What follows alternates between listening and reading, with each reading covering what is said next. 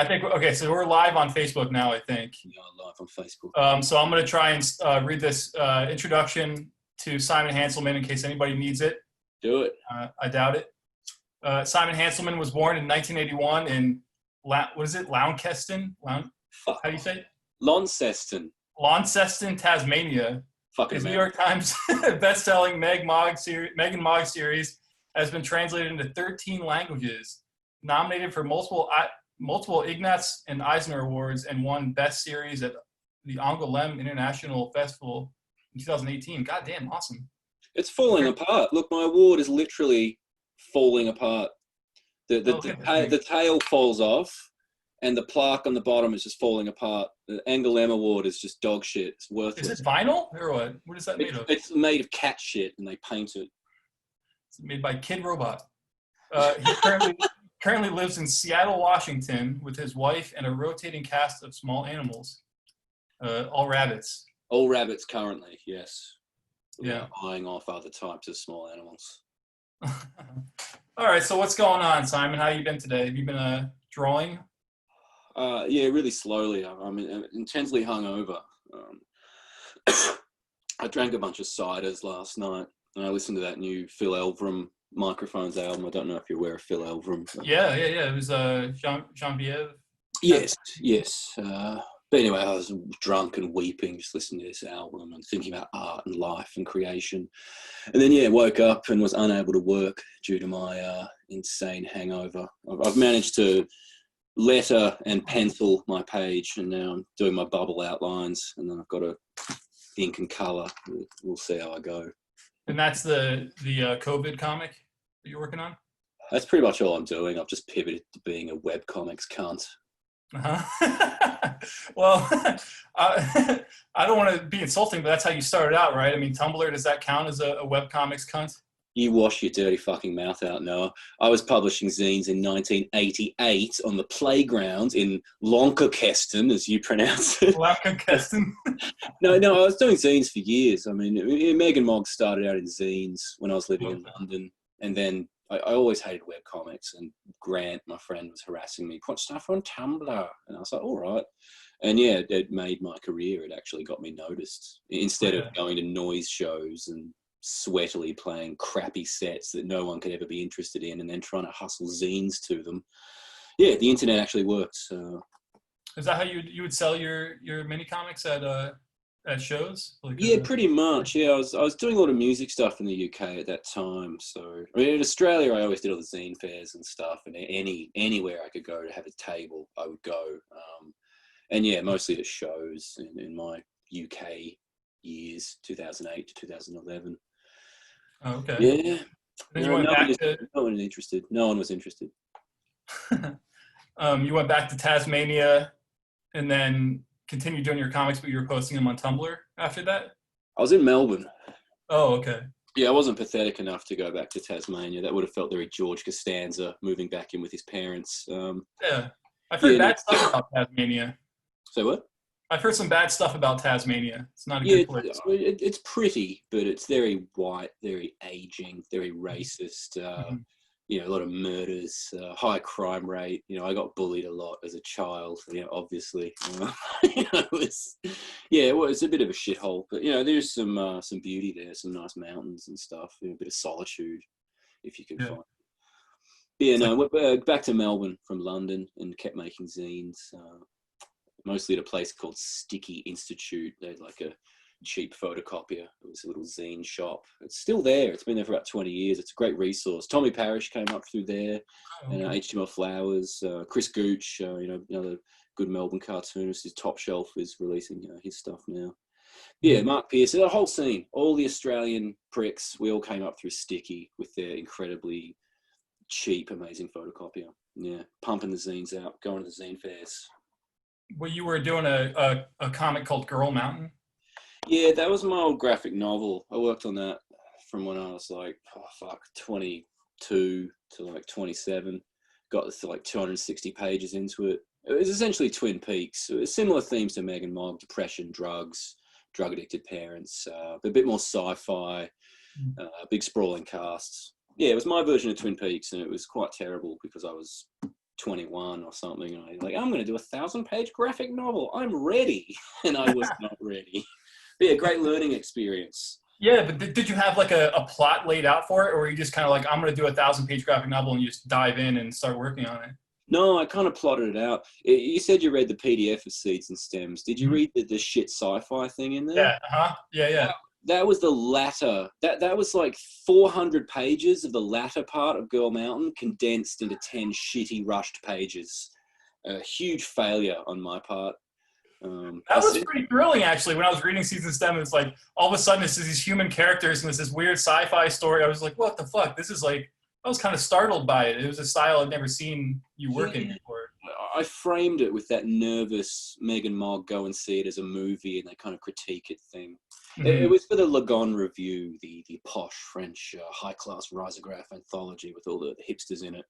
I love that shit. They asked me to be in the... Oh, sorry, what, Noah?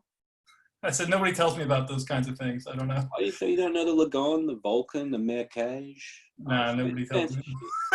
They asked me to be in it, and I was like, oh, wow, like, oh my God, yes. And they were like, no, Megan Mogg, please, no. So I did the sci-fi thing, and when I handed it in, I could tell they didn't like it. I didn't like it. Anyway, it's in the fucking book, so, you know. So do things like that I'm assuming that was kind of an anthology, which is more like a more hip kind of anthology or something? Or? Yeah, it's like a French mold map, or, you know, even hipper than Kramer's Ergo. Like, you thought Kramer's Ergo was a festering shithole of hipsters. Like, you know, check out Lagon. Just instantly make you feel like shit about yourself. Or you can just condemn them and just say, what a bunch of hipster pricks. So it's fun for everyone. So do they pay well or not? Oh, I don't think so. You mostly just do it, you know, for the prestige. You know, we will send you a copy and we'll save you buying it and paying international shipping. I think they try to be ethical. It probably paid like $100 or, you know, €100 and give you some wine when we see you at Angoulême. Yeah. Yeah, it's always really difficult to actually get paid from the books you have in other countries.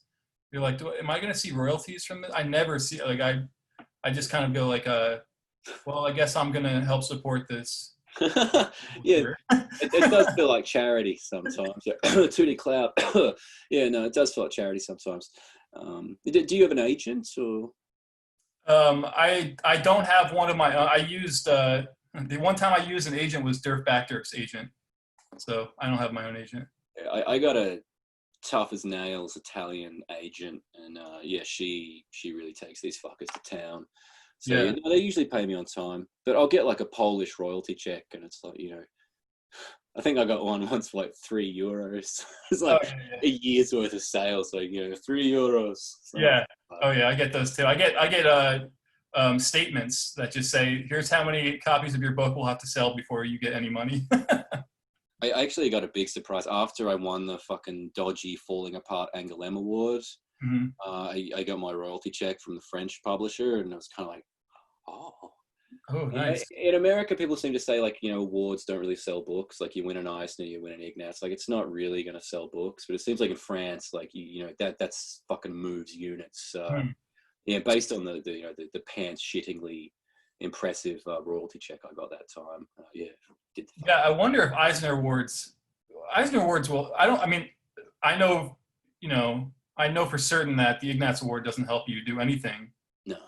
But it's almost worse. I think it's detrimental to a career. Yeah, exactly. Puts a stink on you. Yeah. But the Eisner Awards, it must help. I mean, you put that sticker on there, right? It might help you sell more to like libraries or something at least, right? Or at the show, but no, it's the one. Yeah, that's curse. He's an old wizard. He puts a curse on you. Yeah. Yeah, no, I mean, we've both been nominated for fucking. Yeah, we both lost to like Marvel shit, like you and I. It's like they put us in these categories just because they already know who they want to give the award to, but they have to fill up the ballot. So they're like, let's give Tom King an Eisner Award for Mr. Miracle or whatever that thing was. I lost to him. I'm like, why? Like, why? Yeah, I lost to Batman. And, Yeah. It's like, that's what I'm saying. It's like they put you in this category, and it's like, oh, this is great, but then it's like, how am I gonna beat somebody who has like a mega corporation backing their work? Yeah, cartoons and all that shit. Underpants, branded underpants. Like if we had branded underwear and stuff for children, I mean, we'd be winning all the awards. But, you know, we just, frankly, we don't. We make work for adults, so you know. Yeah. Yeah, that's right. How am I supposed to win it? I don't know. Someday, if there is a San Diego Comic-Con in the future, maybe we have a chance. Maybe. I'd like to win Best Webcomic for my COVID webcomic, but we'll see. Yeah. You beat me at the Ignats. I think the last time I was nominated for Ignats, which I feel I never will be again. Yeah, you might have aged out. Me. But I jumped out of my chair clapping for you. Like some other pricks beat me, and I was like, "Fuck you!" But for you, I actually did. Like we'd been at dinner beforehand with Klaus and stuff, and he was making fun of us because he could tell that we both wanted to win, and he was like, "Fucking losers!" Like, you know, why do you care? But you know, anyway, when you won, I was very happy for you. You know, and again, thanks. bravo. Yeah. And now I don't know what to do with it because it's just a brick. Yeah, I love all the stories about like the Forge just left 3 of them in the hotel, you know, just left them in the Marriott hotel, just like in the trash. I was like, you bastard. And there's the Eric Reynolds story where it was after September 11th and he got pulled up on the plane. Like, why do you have these bricks? Oh yeah, of course. Bringing them all home for Fanta, and got busted. All these, you know, it's like his crazy cat running through the fucking airport. You know, hey. Yeah, right. Well, like, is the Forge going to bring 3 bricks back to Canada? No. It's like that. No, going across the border. That was during DeForge's darkly depressed phase as well. His very emo phase, his well-publicized emo phase. So, you know, he just didn't care. He's like, awards mean nothing to me. He was really depressed, DeForge? Oh, I'm just sort of making a broad... Oh, okay. I was like, I don't know. I was like, is there some like seriously dark DeForge comics in there? I'll tell you later, privately. I'll tell you all the tour stories, all the 2014 fucking tour stories. That that's right. Yeah, dude.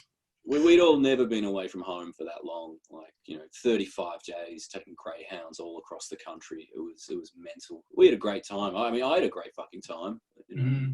Yeah, that would have been fun. So with Seeds and Stems, how far back does the earliest comic in the book go? There's some stuff from like 2009 in there, from like the old Megan Mogg zines, from like when I first started making Megan Mogg. Just some old rarities that maybe already appeared in those FBI minis that are premium comics that Fanta gives away, but I wanted to put them together with the other shit in here. But yeah, the core of it is zines from like 2016 until now. Just since I moved to the US, when I moved here and desperately had to make money. A pretty solid era for you, I think. Like 2015-ish was like kind of the beginning of like Hanselman mania, and then desperate times call for desperate measures. What? Desperate times call for desperate measures. Yeah. Yeah, no, but it was great, man. The what? 2015 was a great time for like indie alternative comics, I think. It was pretty good. I think, yeah, Tumblr was still cresting. It had not fallen yet, pre-porno ban. Yeah, it was good. I mean, I look back sort of fondly on that period. There was a real sort of camaraderie and just, I don't know, something was happening. Yeah, it was nice. Yeah, Hip Hop Family Tree was coming out. The what? Hip Hop Family Tree was coming out. Yeah, this man was pounding out the hip hops. Yeah, Ben Wara was still around. He was doing he works for Major League Baseball now, doesn't he? Does he? I have no idea. I was actually just thinking about him today. Like, what the fuck ever happened to Ben Wara? Well, he's doing the webcomic every day. I mean, he's doing it. Where? What? You've not seen his webcomic? On what? On Instagram. Oh. He does 4 panels a day. It's incredible. There's been a fight scene that has been running for like 2 months. It's just 4 panels a day, so it moves kind of glacially. Oh, all right. He did one week where it was just like a cobra flying down and picking up a rat, and then this building, pipes rustling, and just thunder, and just building up to so glacially. It was a thing of beauty. I can't remember what it's called, the title, but yeah, no, he's cranking it out. He's doing it. He's looking all sexy, you know, with his beards and his thongs, and you know, posing by rivers. And I saw a GIF of him getting into a robotic sort of Back to the Future car, and then he flew off. It was a well-produced GIF of Ben Mara. He's GIFing it up all over the internet. Well, shit, I don't know. I guess he doesn't show up on my Instagram newsfeed. I have that with some people. I follow them, and I'm just like, oh, they've just disappeared. What a loser! And they're I like, know. oh, Yeah. cranking That's stuff the out, thing, not right? showing it to me. Like, what the fuck? Yeah. Is it? Do you feel like this about like with comics? You're like, if I took 3 years off, nobody would remember who I am. It'd be Yeah. over. No, early on, Harkham said that to me. He was like, just take every interview, take, all the good opportunities, like keep cranking it out because people will fucking forget about you like in a heartbeat. Like, yeah, I mean, that's part of the reason I'm cranking shit out and trying to, like, be this consummate entertainer and, like, every week watch The Simpsons. We're cranking it out. We've got stories for years and years. Like, it's in this Netflix economy, the sluice pipe, the foie gras pipe of entertainment. Like, people move on, and we've seen social changes and like we saw lots of mean, Lena Dunham doing mean, unlikable characters, and It's Always Sunny in Philadelphia and things like that. And the pop culture is moving away from that to nicer stuff, like just a bit sweeter, like taste change. So I'm surprised that Megan Mogg has been as resilient because it's such a mean, horrible comic, but it seems to have weathered the boom of sweetness. There's still some cunts out there. Yeah.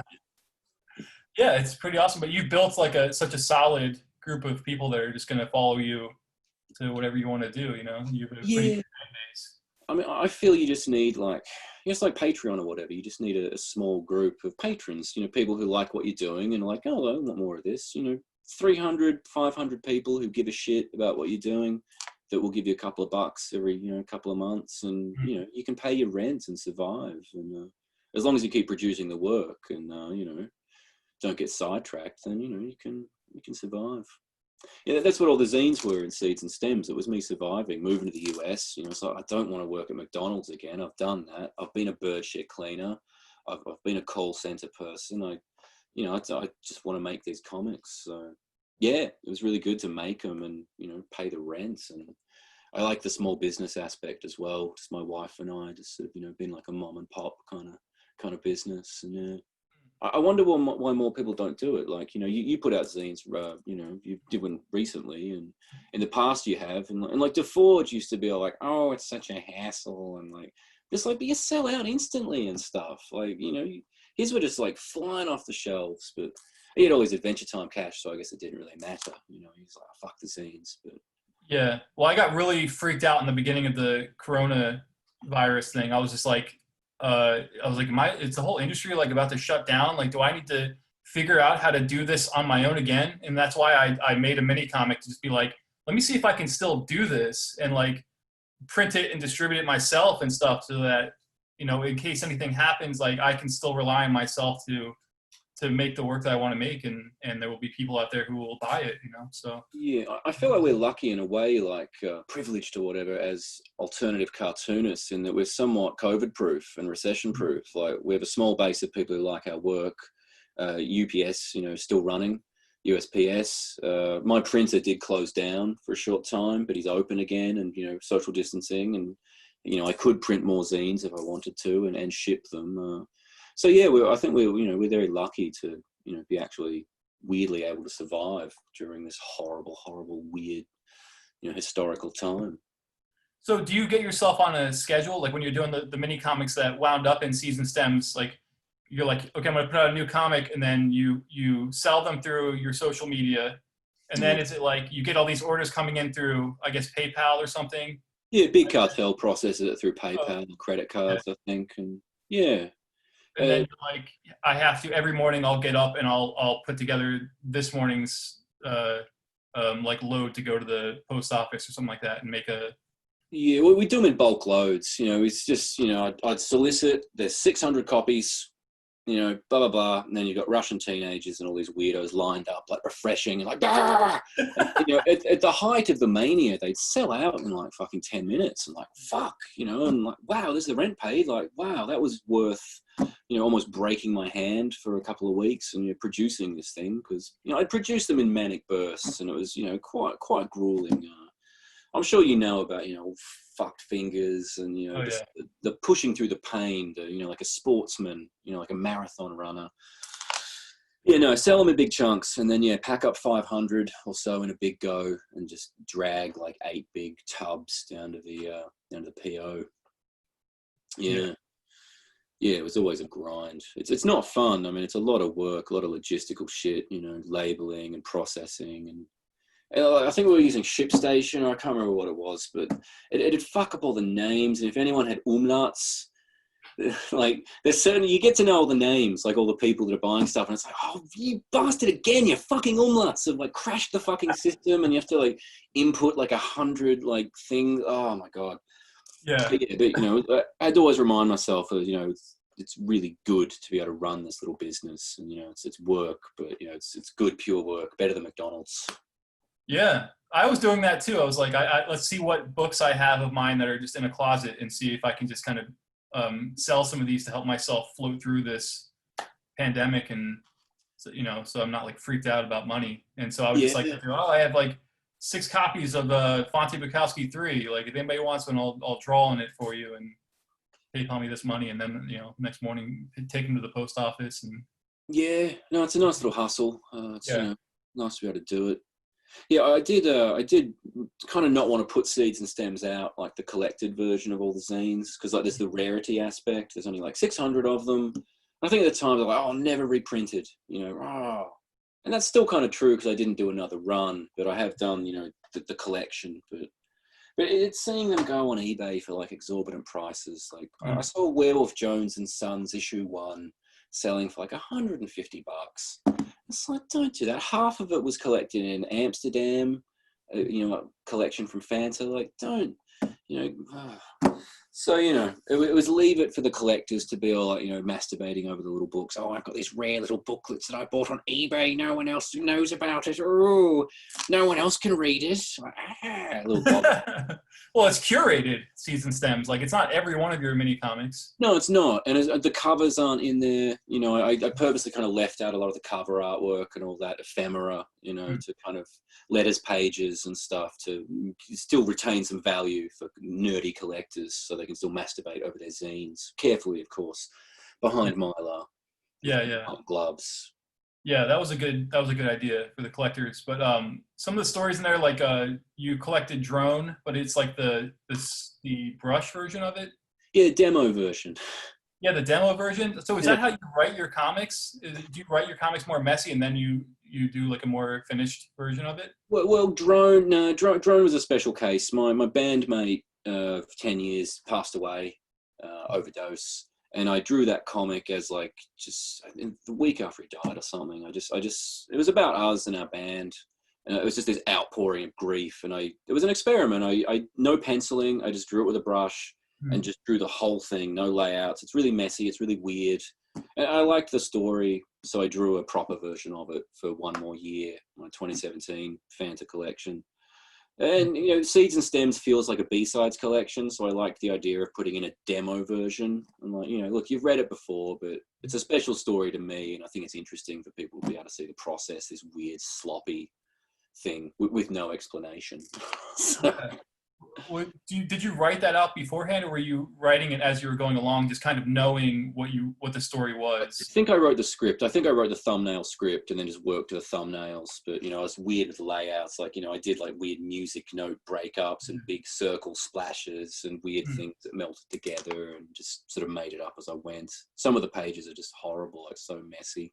Some of them look really nice to me, really raw, and like, oh, that's nice. But there's a few in the middle you can just tell I'm tired, just, you know, pushing through. It's more effective, like emotionally. Yeah. There's a panel there towards the end where you just have like a splotch of ink or whatever over Meg's face. Yeah.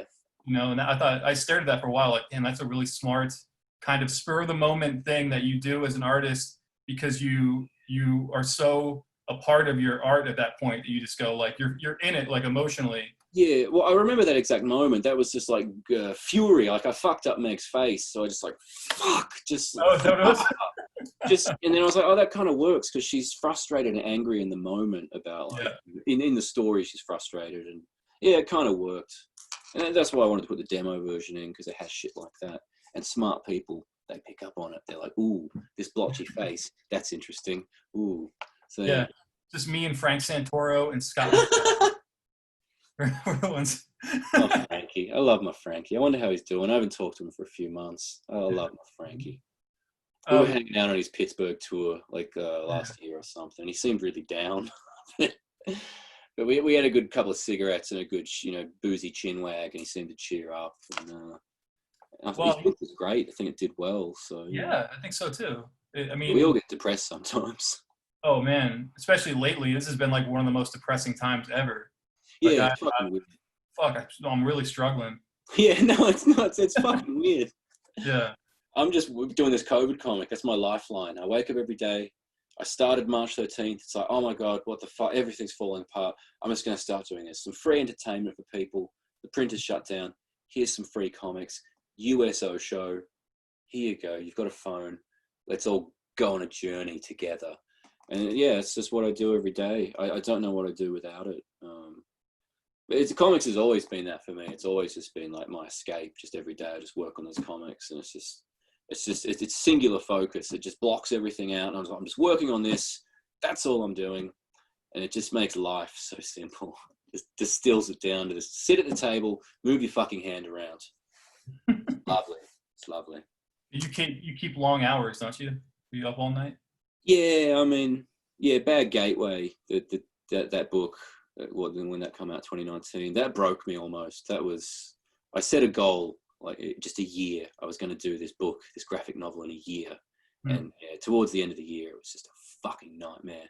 It was literally just like, 18-hour days. For the last 2 months of 2018, it was like 18-hour days. I'd sleep for 6 hours. I'd get up, I'd work. I'd pass out. I'd get up, I'd work. It was horrible for my wife, horrible for me. But I just had to get the book done. Yeah, I mean, once you're locking in with distributors and stuff, you don't want to look like a loser. Yeah. Well, it's bad for relationships, right? To live like that and to work like that. Yeah, I think I've got a good pattern now. I mean, Jack's working from home, set up in the living room, cranking shit out. We kind of work, 9 to 5, 9 to 6, regular kind of, Dolly Parton business hours. If we need to, we workaholics will crank it a bit more. But yeah, no, at times we try to relax a bit. I used to read about Seth. Like I get up, I eat an egg, I draw for a bit, I read the newspaper, I eat another egg, I draw for a bit more. Then I relax and watch Star Trek in the evenings. And I was like, that sounds idyllic. I was like, I need to stop working, mentally, like all the time. So now it's sometimes at night I allow myself to watch a Star Trek, And I have 7 rabbits. We've got 7 rescue rabbits, so I'm hanging out with my rabbits a lot. That's my joy, hanging out with the rabbits at night and just roll around on the floor with the rabbits. And gardening. I've cleaned up the yard. We've always been in the neighborhood, the sloppy yard people with like the overgrown secret garden. There's like tigers out there and like a haunted old woman's skeleton in the backyard. But I've cleaned it all up. I bought some gloves and a whippersnipper thing and, edge trimmer. And I've really been enjoying getting my hands dirty. I listen to punk music and get all like, oh yeah, fuck yeah, all pumped up and just pull up weeds. And yeah, it's fucking great. Yeah. Wow, that's cool, man. But there's the whole universe now. Like our house is like a spaceship. We're quarantined. We're respectful of COVID and we don't want to infect people because we're not fuckheads. So yeah, we live in this spaceship floating through the neighborhood. And this is my surroundings. I've been cleaning it up. Yeah. It might also be the influence of Animal Crossing, the Nintendo video game that's become a popular hit online. Do you know of the Animal Crossing? Yeah, I've never played it, but I know of it. Yeah. It's all about moving furniture around and feng shui and just making things look pretty and decorating a 3D space. So I've kind of Marie Kondo applied that to my real living space. And I've bought a plant. So I have like a plant on my front porch that looks very welcoming when nobody comes over. It's making the house look nice. It's nice. Yeah, I would like that. I struggle with that because we're down in the South and right now it's so hot and it's a jungle here. Like like if you don't mow the lawn for 1 week, you have vines growing all over the place, like choking people and destroying your property. And I love to live in South Carolina now. Oh yeah, that's a really difficult part of it. Hey, we got some questions. I'm going to start throwing them at you here. Why not? So basically, you're out of questions. I actually have a whole. I'm joking. Okay. I'm being facetious / meta. So my question. What's your YouTube channel? I know you're a solid fucking interviewer. Oh yeah, I'm good at this. Okay. My question for Simon is: would you ever create a deaf character for the Meg and Mog universe? Also, what brand of cigs do you smoke? And better still, what's your favorite strain of cannabis? Wait, what? A death character? What does that mean? A deaf character. A deaf character? Yeah. Oh, I don't know. I've never thought about that. Perhaps. I've got nothing against deaf people. I don't know if that's trying to trip me up or something or make me look bad. But yeah, no, maybe. I don't know if I'd add a deaf character. I wouldn't trade them for anyone. I'd just add one in. Favorite cigarette brands? Danish export right now. I used to smoke Barley Shag, which apparently I heard was like really cheap kind of tobacco that sort of pedophiles that hang around schools would smoke. I think I saw someone say that once and it stuck with me. Like Barley Shag is a type of cigarettes that are smoked by weirdos that hang around primary schools or elementary schools, as you say in the US.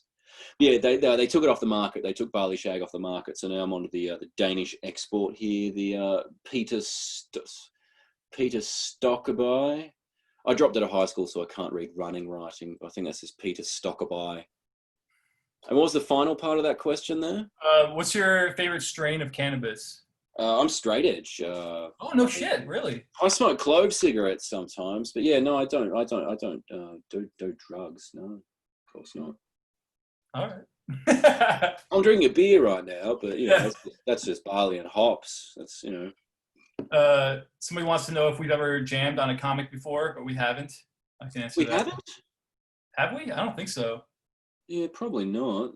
Maybe you've included me in your comics sometimes. Sure. Yeah, I used to do a newspaper strip. I think I own the originals of those. I think my wife bought them from me, which I was very happy to get them. Wow. Some of our humorous interactions while we're signing together, me trying to get you to drink Red Bulls and you getting me sick. Yes, I got the con crud from you one year. Yeah. I'm sorry about that. You shouldn't have sipped it. I guess peer pressure. I'm sorry. I bullied you, I guess, and made you drink some of the Red Bull. But, yeah. I just want to be in with the cool kids. Yeah, I've stopped drinking Red Bull. I don't drink it anymore. I drink coffee now. Yeah, I got a Nespresso machine, and now I just drink fucking coffee like an adult. Like somebody living in Seattle. Yeah, I guess. Yeah. Oh no. Okay, Simon, do you listen to Megan Thee Stallion? I don't. I'm aware that there is a musician called Megan Thee Stallion, but I couldn't name one of their songs. No. This is interesting, this question, because this happens every single time I do a YouTube video with a cartoonist. Noah and Simon, I would love to hear your guys' thoughts on Joe Matt. Huh. Did he save enough money to retire early or what? So let me just say, every single cartoonist I've ever talked to always brings up Joe Matt. Joe Matt always comes up in conversations. I don't know why. It's like he hasn't done a comic in 20 years, but people have just been so deeply affected by the 3 books that he did that he's up every time, man. Well, it's that trifecta of like Seth, Chester, and Joe back in the day. That's like a very nostalgic period for certain comics readers. I love Joe Matt. I mean, I hung out with him last year. We had a great fucking time. I used to. Oh no, I don't want to. Long story short, Joe and I walked around LA. Digging through the trash looking for expired lottery tickets, and Joe was like, don't touch the trash, don't go in there. But then he got an egg carton out of the trash and started digging through the trash, and he gets these second chance sweepstakes lottery tickets. I'd heard stories about this for years, but it makes sense. It's like the movie Punch Drunk Love. It's all kind of mathematical, and the Rain Man of expired lottery tickets. It's like you got to take tips from this man. It's like, this is the future of a cartoon. This is where the path that we're on. This is where it leads, is to us digging through the trash for lottery tickets. Well, potentially. I hope not. He's working on a new Peep Show. I think Peep Show 15 or something. He's someone I know is going to publish it. Like Fantagraphics. No. Oh. No, I don't think so. But someone else, so someone good. Look, Joe's work can be dicey. It can be dodgy. You know, he's a controversial character, but I like Joe. I hung out with him and I found him really sweet. And I like Joe too. I'm a big fan of Joe. He didn't order anything at dinner and then proceeded to eat half of my meal, which was just, to me, it was like having dinner with Homer Simpson. It was like, this is like a cartoon character that I loved as a child, and now he's stealing my food. It was great. Somebody says, how do you decide the details on the books, i.e. the glitter on One More Year, the black paper sheets on Bad Gateway, or the plastic piss shield on seeds and stems? Well, the glitter was me just wanting to make the book like a birthday card. And I felt at that point that I was popular enough to be able to force Fantagraphics to do what I want, to give me extra bells and whistles and say, Eric Reynolds, I want some fucking glitter on the book like a birthday card. And he let me at that point. So I just wanted to have some glitter. The black gilding on Bad Gateway, that was actually Keely McCarthy, who Noah has had on his YouTube channel and interviewed Keely. That was the first time I kind of worked with a designer on a book. I normally like to do it all myself. But as I was saying earlier, I was so fucking burnt out from Bad Gateway. And I do the covers and everything last. So I was having trouble with the cover. I was fucked. So Keely stepped in and helped out. And we actually fought a lot. It was kind of like difficult, but good. Like Keely actually helped with one more year with the glitter, with the layout of the computer. I kind of directed. We sat in the office and I was like, I put this here and can we... but yeah, we fought a bit on the back cover to Bad Gateway predominantly, but it all turned out really well. It was her lettering on the front, so I really love. So it turned out really great. And then the piss shield, that was all me. I just wanted to make seeds and stems look like a pill bottle. I wanted, Meg, she's trapped in this, drug world. And I just wanted plastic. That's cool. There was a French edition of Bad Gateway had plastic. They did like an exposed Blaise Lamy style spine. There's a blast from the past. Let's not go further into that. I just wanted the plastic. I think it's cool. Looks like a pill bottle. It's it's conceptual. It's and a piss shield. I keep making the joke that I love and keep running into the ground that it's a toilet book and it comes with a protective plastic piss shield. It's the ultimate toilet book, a Paris Review toilet book. Yeah, do you remember that Dash Shaw book that had a plastic cover that looked like an animation cell? Yes, The Unclothed Man. Yeah, that was great. Yeah, it was. No, it was beautiful. Yeah, there was like some, it was really nice edition. I had IFC branding. It was like Fantagraphics and IFC. Like it was this weird film book. Yeah, great book. Yeah, that was classic. I read The Bottomless Belly Button like a month ago. I'd never read it before. Really? Yeah, and I was like, I'm going to read. I was so intimidated by it when it came out because I was just a young, unknown cartoonist. And he's my age. So then all of a sudden he drops this fucking 600-page book or whatever.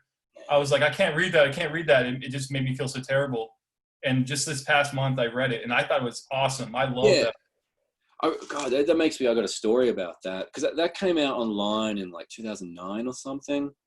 Because it was a webcomic first, like an Infinite Scroll webcomic. No. You're thinking of Body World. Oh, sorry, Body World. Well, you said Bottomless Belly Button. Yeah, it's like similar title. Yeah. How embarrassing. Oh, my God. It's okay. Oh, God. This interview's over. I love Bottomless Belly Button. I'll never forget the semen tissue bit where the frog character, there's a great bra unbuckling scene and then like there's the semen tissue on the candle. It really haunts me. Yeah, it's pretty... I will tell my Body World story. I had one slump ever when I moved to London. I wasn't working for like 3 months. I hadn't drawn a comic and it never happened before and it's never happened since, but I had this fucking slump and I read Body World on the scrolling website thing and I was like, this is a fucking webcomic. Like, wow, like this is how you fucking do it. And it excited me and I was budget constraints. I was printing all my zines in black and white, even though they were color. And seeing that as a webcomic in color, I was like, maybe I could just put stuff on the web in color. So I pushed forward with the color and like didn't worry about the budget constraints. And it was an inspiring moment for me reading Body World on the internet. Yeah. I still resisted the webcomics for about 3 more years after that, but then I caved and put stuff on the internet. Yeah, my only complaint about that was how they published it. They published it so you had to read it like a calendar or something. Yeah, it was. Yeah, the Pantheon edition was all up the wrong way, and there was a big fold-out long bit for the falling bit at the end, and it didn't quite work in the book. I was like, it wasn't. I don't know. It wasn't fluid enough for me because it worked so well as a continuous scroll. Mm-hmm. It's an interesting edition. Yeah, it's a good book, but I think I wish I could just read it like an open, like even like a thin book that just open like that, just because. If you're sitting in bed and you're like, All right, let me. It has like a fold-out map. Like you open it up, and there's like a fold-out bit. And like, yeah. Somebody wants to know where does Crisis Zone fit in the canon with regard to the other main books, Bad Gateway, One More Year, etc. So they're referring to the Instagram COVID comic Crisis Zone. I've said a few times in the comments, it's non-canon. I mean, I think of it as an alternate reality. Like you've got the Meg and Mog universe in the regular books where like Werewolf Jones dies in 2017 at Christmas, and we're still exploring that, and I'm really fucking slow, so I'm not there yet. And then we've got the Truth Zone universe where Meg and Mog kind of exist in this comics making world and this criticism world. That's kind of separate. And then the COVID universe is just a separate universe. That's how I feel. It's like Werewolf Jones didn't die in 2017. He survived his overdose. He's still alive. And really just like I wanted to get these characters in a fucking room and do the battle, do the dance, and just see what they fucking do with COVID and all the fucking shit that's happening in 2020. And, we all just go through this fucking journey together. Yeah, it's alternate reality. It must be 100. How long is a Crisis Zone right now? I think I'm doing page 140 right now.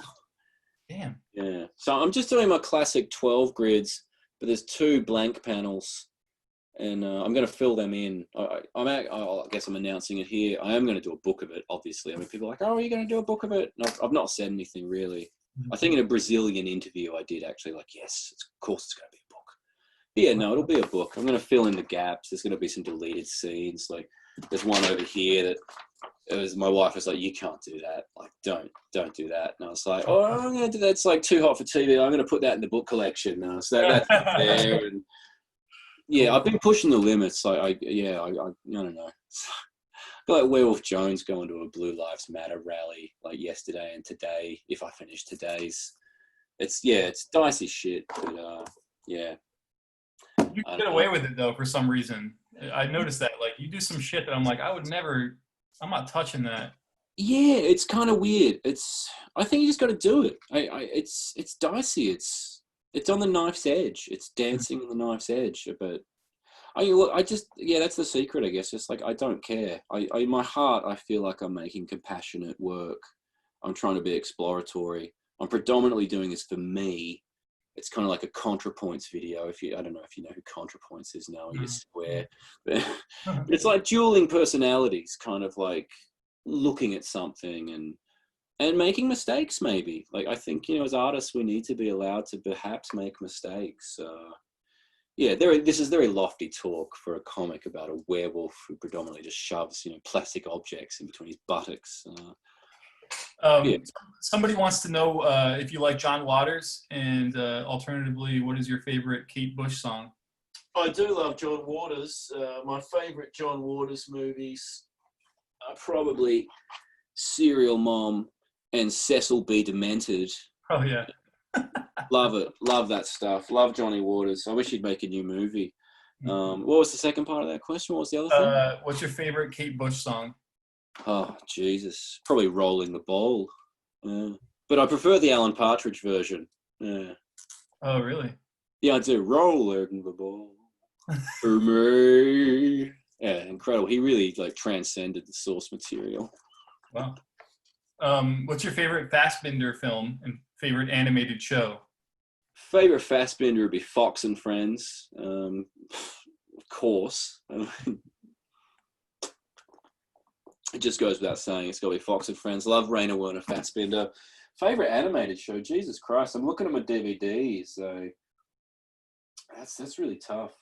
Actually, I don't really like animated stuff. I do, but I find it distracting. Like when I draw, I watch a lot of TV. I've been watching Grandma's House the last few days.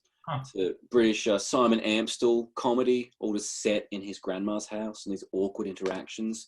It's fantastic. I've been watching a lot of Stuart Lee. He's a British stand-up comedian. I've got the entire Stuart Lee collection there. I've been digging into that. Wow. But if there's cartoons on, I stare at the backgrounds. I'm like, oh, that's a nice background. Look at those houses. Look at those colours. So, yeah, when I do draw, I watch TV, actually, or listen to TV. Yeah, I don't know. Favorite animated show? Yeah, fuck off. Uh, do you think we could get a museum tour, please, Simon? I see Meg and Booger behind you, and I'm curious if there's more. Yeah, I did that museum show last year. When I finished Bad Gateway, I went straight into making mannequins and creating all these weird 3D spaces, like a shitty Disney World for Meg and Mog. There was discussion of touring. I did want to tour the show. You know, if the Whitney wanted to fucking have it and ship it over in crates, like, yeah, great. But we built like a massive room-sized tree, and there were all these sets and like fucking strobe lights and enclosed spaces for certain lighting. It was Disney World. It's hard to tour. I was going to take some of it to Ireland. I think, when was that coming up? Like next month or so, I think there was going to be a show in Ireland, and we were going to ship some of the mannequins over. But, COVID. So here they are now. They're on a Zoom. They're on a fucking Zoom. Everyone can see them. There's no boundaries. There's no borders anymore. Everyone can enjoy mannequins on Zoom. There they are. Look at them. Wow. Yeah, you've seen them. There you go. Shut the fuck up. You've seen them. Let's see. Somebody says, for both of us, best or worst service job you've had? You want to go first? Probably McDonald's. Yeah, I was gonna say that was my first job, McDonald's. Boom.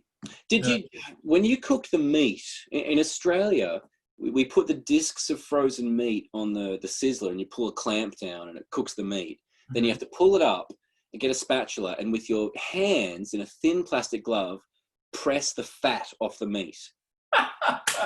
So at the end of a shift, of a 8-hour shift, your hands are pink and raw. They stink of meat. You got dogs chasing you home. It was once we got latex gloves, and they're like, "Oh my god! Like, wow! Now I can touch the sizzling hot meat, and it doesn't fuck my hands up." And then they're like, "Oh, it's not cost effective. We're going back to the thin plastic gloves."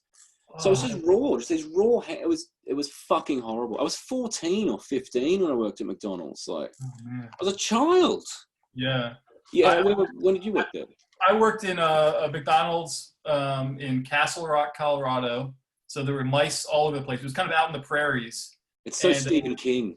Yeah, it was really weird. But you know, it was weird. Like, actually, all the restaurants I've ever worked in have been like this. Weirdly, it's like all the Hispanics they would hire, they would keep in the back, and if you were white, they would put you up on the register or in the window. So I never got to cook anything in McDonald's. I was always in the front, sitting there working the register.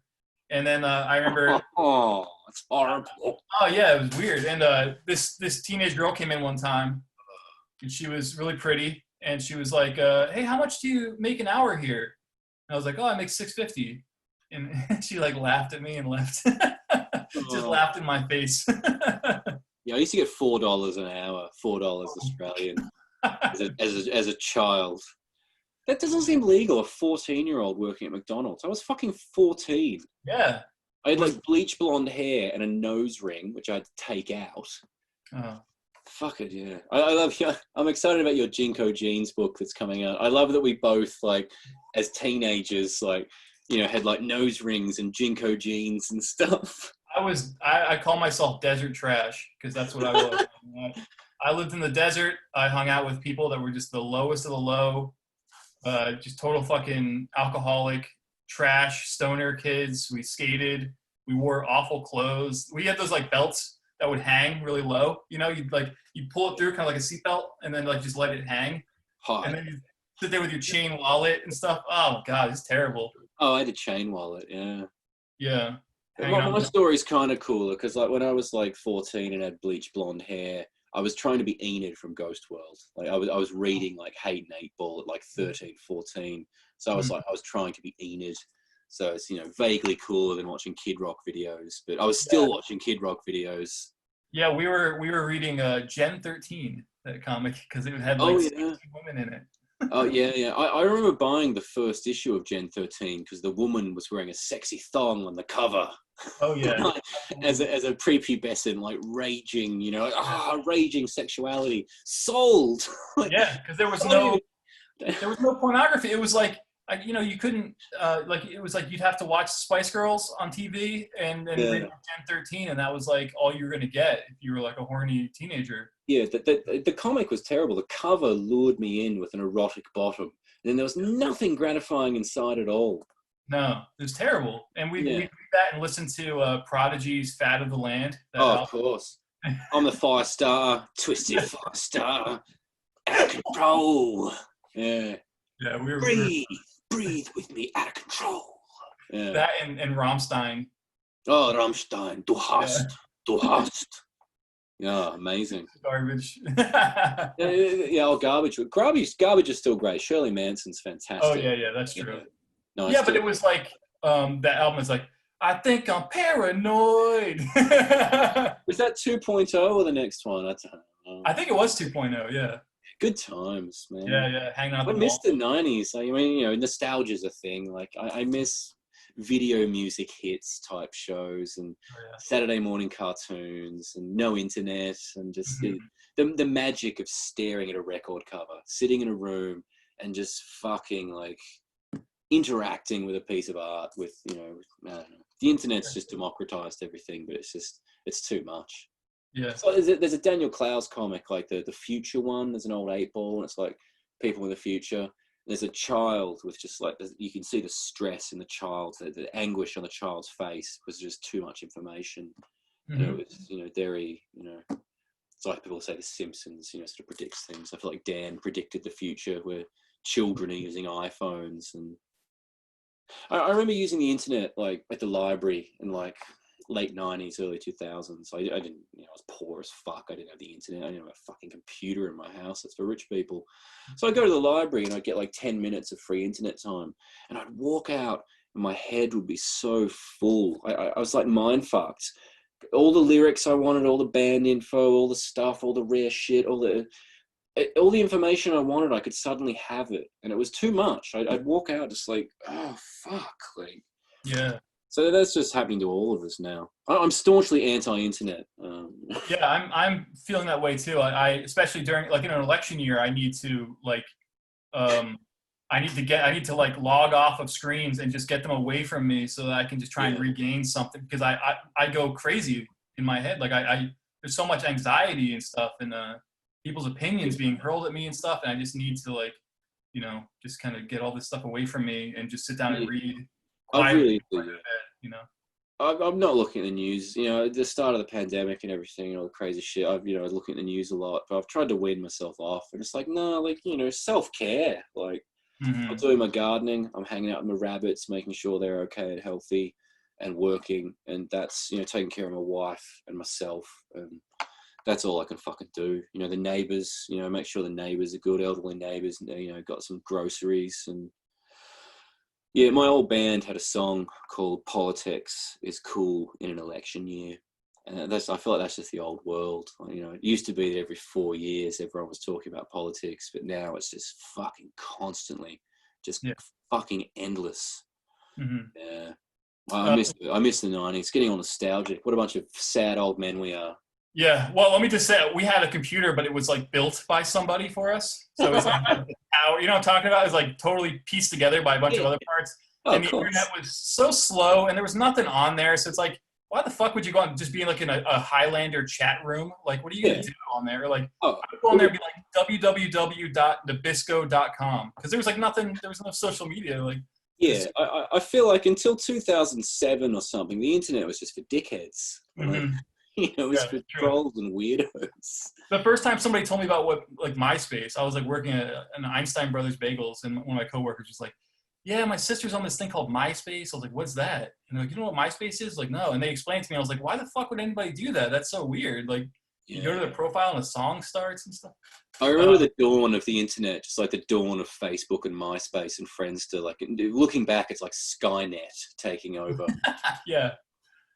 Hey, wait a second. Let's get back to these questions are piling up. Somebody wants to know, what was the hardest part about making the transition from a job to doing comics full time? Oh fuck, I don't know. It's all just work. I mean, in a way, whether you're plowing through a bookseller's job or scrubbing bird shit or drawing comics all day, it's kind of just doing it and just, you know. It's harder in a way with comics because you don't have a boss. You don't have the stress of Big Brother watching, so you have to be your own boss and you have to self-flagellate yourself. So yeah, I guess discipline. I suppose, you know. Like right now, I could just be lying around masturbating, you know, like playing video games all day, you know, and just doing nothing, you know, but I don't. I'm working all day because I enjoy it, and you know, I'm a tough boss. What Right. about you, Noah? I mean, you know, what? The toughest part is, I think, the same thing, the discipline of being like, oh, I actually have a deadline that people are counting on me to deliver something on time, and if you don't want that reputation of being someone who's late on their deadlines and things. You want to be a dependable artist so you can keep jobs coming in, and you want to make sure that people have a good reputation as a cartoonist. You have to be Beetle Bailey and his abusive sergeant at the same time. Yeah, yeah. Challenging. Somebody wants to know what the last dream you had that you remember is. Oh, probably a stress, anxiety nightmare last night or something. I think I woke up. I've forgotten now. I usually remember my dreams. I have a lot of anxiety dreams about just like, oh, I'm traveling, and like, oh, I'm not going to make this flight, and like, oh, where's my wife? Oh, fuck. Oh wow. Yeah. Yeah. I have an SNL dream where I'm a guest on SNL, and I can see the audience looking at me, and I cannot remember my lines, and I'm like, oh, I don't, and everybody's pissed off at me. Are you not wearing pants? I have pants on, but they're Jinkos. Damn, that's quick wit. I set you up, boom, you slam dunk. Fuck. Somebody says, can a cartoonist survive primarily on his or her art/drawings, or does one have to know everything that comes with it, from lettering and design as such? Well, I'm surviving. I think about 7 years now I've been surviving as a cartoonist without having to have a day job.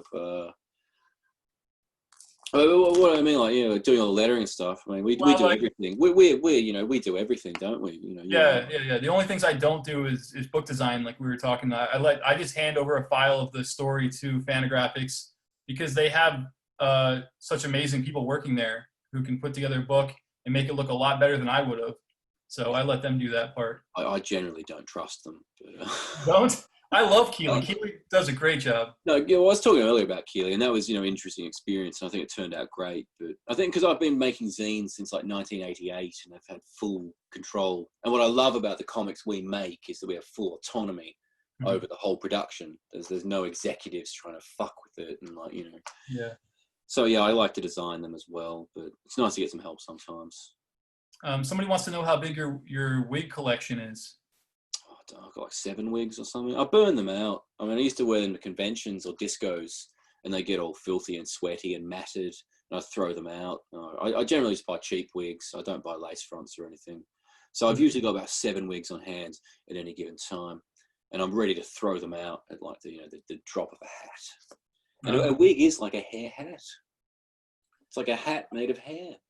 I have a process question for you. When you're working on the color pieces, because everything looks so exact, are you bleeding a little bit outside of the lines, then you have to go in on Photoshop and kind of clean off the bleeds? Or how do you keep all the ink in the paper? Your mention of Photoshop disgusts me now, or I don't use Photoshop at all. No, I don't use Photoshop at all. I give my files, like my pages, to Fantagraphics. I send them in, and Paul, the Nightman, he cleans them up. He just knocks out the paper texture. I think once I dropped a brush on a page and I put a big black smear across, and I would have had to mix up a thick gouache to match a thin watercolor. And I was like, Paul, can you just scrub it out? And I felt really bad about it. I was like, oh no. but yeah, if I make any mistakes, I got to live with them. I'm fucked. So no cleanups. What you see in the book is basically just how the original pages look, bar a couple of, you know, big blotches that I made Paul fix up. I'm just very careful. I just try to be really neat and careful. Very fastidious. It's a mix of really rushing everything to just desperately try and get it finished, and also being really persnickety and fastidious. And you're just sitting there, like working on one panel will take you how long? You know?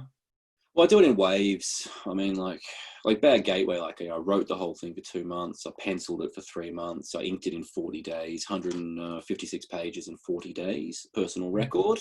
7 months of colouring. Colouring's the worst. So I do it in ways, like with the colouring, like I'll mix up a ton of Meg green, and then I'll do all the green Meg faces across all the pages. They're all laid out. Then I mix up the orange, and I do all the hair throughout, and then I do all the wood. And then, it's just like grinding through, and certain colours will bleed into other colours. Like my blues and yellows will absorb other colours. So there's an order I have to do them in. I've really been enjoying just doing coloured pencils. Like I'm using coloured pencils from the supermarket for the Instagram thing. I don't want to watercolour again. These plates, they haunt me. These fucking plates. I'm like, I jack them up with erasers and I pull the paint on there and I mix it up and I love it and it's beautiful in a way and I like the mood of it, but it's so horrible. Takes so long. Everyone pairs down, like, you know, Tomine and Klaus, like Brunetti, like, you know, all the old white dickheads. They've all, you know, toned it down and pared it down. And yeah, it happens, right? I mean, it seems like you too, like you've got an economical line. Yeah, you've gone through your madness peak bag cross hatching phase. Yeah, I've got to impress everyone with my cross hatching. Yeah. And Well, it's not even about it's about hiding the bad drawing. That's what I was doing. Yeah, no, 100%. But you become more assured, and you realise the economy of the line, and just, you know, the bare minimum that you need to get everything across. And, you know, once you become a professional and you're cranking it out in a soulless, marketable way, you know, you have to be getting it done quickly. Yeah. Oh. What's the rarest book that you own? The rarest book that I own? Oh, shit, a bunch of nerdy old comics, you know, a bunch of nerdy old CF zines or paper ad zines, probably. I like my old Knut Hamsun novels. I have a full collection of the Picador. Knut Hamsun, Norwegian writer from the late 1800s, my favourite literary writers. So Okay. yeah, I like that. Oh. Yeah, when I was in Oslo, I saw a cartoonist who had adapted Hunger into a graphic novel. Yeah, no, that motherfucker. Yeah, I was going to do an adaptation of Mysteries. He did Hunger. He told me that if I don't hurry, he's going to do the book that I wanted to do. Oh, wow. Well, so fuck you, I'll do Pan. I'll do the other book. Is Hunger going to be translated into English, do you think? The graphic novel version? Probably not. I don't know. It would have happened by now, probably. It looked all right. I mean, he watercolored it up quite nice. I could tell you a story about Martin, but I won't. Yeah. I know a lot of stories, so I've got to be very careful about. What books are on your coffee table? I'm going to imagine like a lot of Fantagraphics books that are coming out, right, for Jack to read. Yeah, I mean, we get a lot of, like, you know, my wife gets a lot of books in. You know, yeah, I actually just cleaned off the coffee table. I just I'm sick of all these fucking books on the fucking coffee table, and now there's just some TV remote controls and an ashtray on the coffee table. Yeah, no, fuck, what have I been reading? I don't know. I just read the new Terminator book. That was good. I enjoyed the Diary of the Long Distance Cartoonist. Yeah. Been enjoying, you know, I still need to read fucking Portrait of a Drunk, the Shrowan, Ruppert and Malot Fanta book. I just read Crash Site. I don't know if you know Nathan Cowdery, Noah. I don't know. I do. He's in Now sometimes. Yeah, he's great.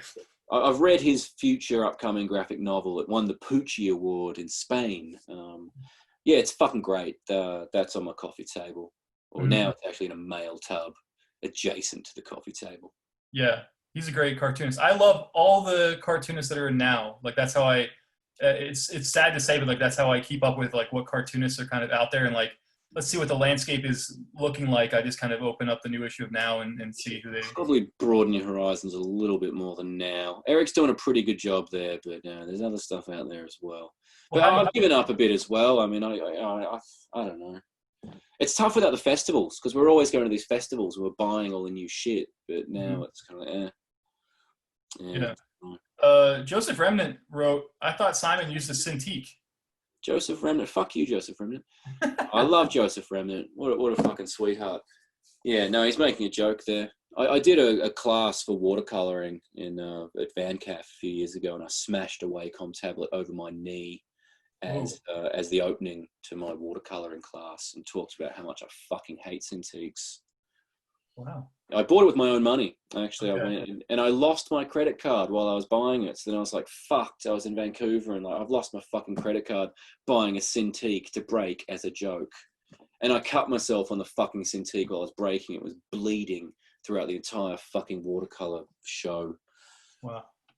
Yeah, but I don't believe in them. I like traditional artwork. Mm-hmm. Artists are always moaning on, oh, I can't make any money from comics. Sell your fucking artwork then. If you make it all on the computer, it's just this ethereal nonsense in a fucking hard drive. But Yeah, I agree. it's hard to play the art market. There's a lot of heiresses and strange old women in hexagonal glasses out there that want to give you money. Mm-hmm. They want to buy your artwork for some god-awful reason. I don't know why, but they want it. So, Yeah. And like Jim Woodring said once, he's like, you draw on a computer and you spend all this time working on it, and then when you're done with the drawing, you don't have anything.